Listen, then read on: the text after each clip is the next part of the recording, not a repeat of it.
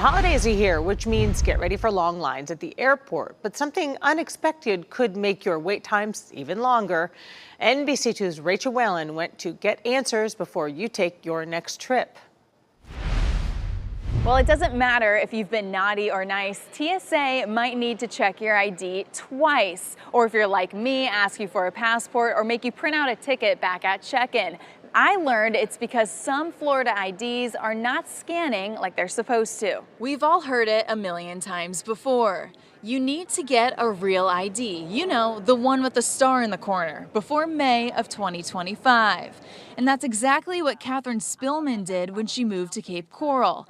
But it's never worked quite right. I have friends in the area that same thing happens, and we all got our IDs roughly around the same time, which was late in 2022. The problem? Her ID doesn't scan at airports all over the country. I've traveled to Minnesota and I've traveled to Phoenix, and sure enough, they look at the ID and they say, oh, Florida, we get this happen all the time. She first noticed the problem while traveling home for Thanksgiving. They actually told me I needed to go back to the ticket agent. And this is after I sent probably about 30, 40 minutes in line already at TSA on the busiest weekend to return home. But it's not just at the airport. Catherine says the problem arises anytime she needs to get her ID scanned, like buying alcohol at a liquor store. You know, you get to a certain point in life where you don't feel like you should have to worry about a scan from an ID, but, you know, it happens. I reached out to the state. They sent me a statement that says, while this issue is by no means common, it has popped up from time to time, and we are aware of the anomaly. If an individual experiences this issue, they can go to the closest DMV and their license will be scanned and reissued at no charge. That's awesome, but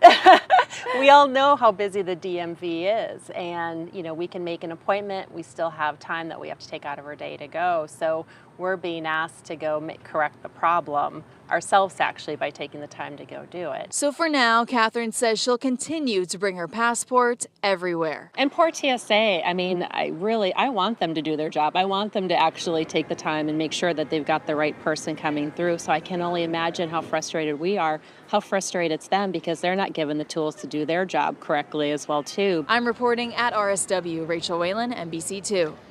We reached out to the TSA to ask if this is a big issue for them. All they would say is if there is an issue with the state's production of some licenses, and the state is replacing licenses for residents who are experiencing these problems.